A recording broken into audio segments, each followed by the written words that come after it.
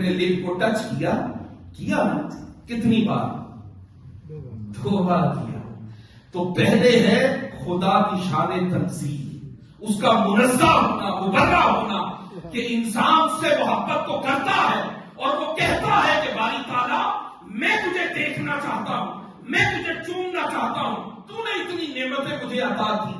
وہ کہتا ہے نہ کوئی مجھے دیکھ سکتا ہے، نہ چھو سکتا ہے، نہ چوم سکتا ہے، تو باری تعالیٰ کیا کرے؟ تیرے حسن کو بوسہ دینا ہے. تو فرماتا ہے کہہ دے محمد. تو محمد کی پہلی میم خدا کے حسن کو بوسا ہے، اور محمد کی دوسری میم مصطفیٰ کی رسالت کے حسن کو بوسا ہے. اس لیے کہ محمد رسول اللہ بھی کہیں تو ہونٹ نہیں ملتے، ہونٹ 2 بار ملتے ہیں تو صرف لفظ محمد صلی اللہ علیہ وسلم پر.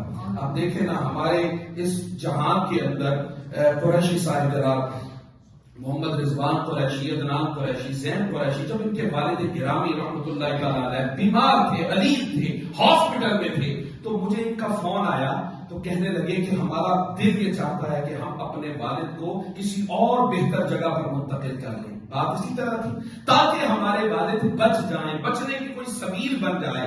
اب بار بار یہ بات ہوتی تھی، انہوں نے بڑی محنت کی. انسان چاہتا ہے کہ باپ بچ جائے، اور اگر بیٹا بیمار ہو تو باپ چاہتا ہے کہ بیٹا بچ جائے. تو پھر بالآخر ایسا نہیں ہوتا، اللہ کا حکم آتا ہے اور روح قفس انسانی سے پرواز کر جاتی ہے. اب جب تھوڑی دیر پہلے بیٹے سے پوچھا کہ آپ بتائیں کہ ان کی خاطر آپ ان کو امریکہ تک لے کر جانے کے لیے تیار تھے یا کسی اور بڑے ہاسپٹل میں علاج معالجے کے لیے لے کر جانے کے لیے تیار تھے، مگر کیا ہوا اچانک اب آپ گھر میں رکھنا بھی گوارا نہیں کرتے.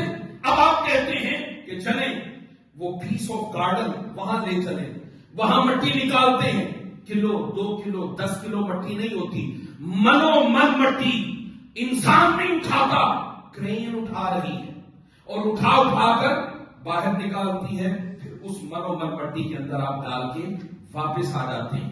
اب آپ مجھے بتائیں کہ تھوڑی دیر پہلے جو بیٹا اپنے باپ کو بچانے کے لیے اتنی تگ و دو کرتا تھا، مال سارا خرچ کرنے کی کوشش کرتا تھا، مگر جب تھوڑی دیر گزری تو اٹھا کر اب قبر میں ڈال کر آنے کے لیے وہ تیار ہے.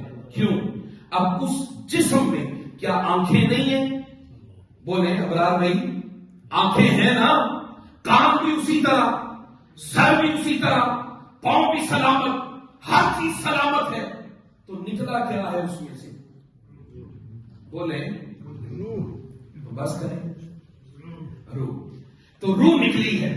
جب جناب نعرہ تکبیر، نعرہ رسالت، حضرت اللہ مولانا ریاض احمد سمدانی صاحب آپ آگے تشریف لے آئیں.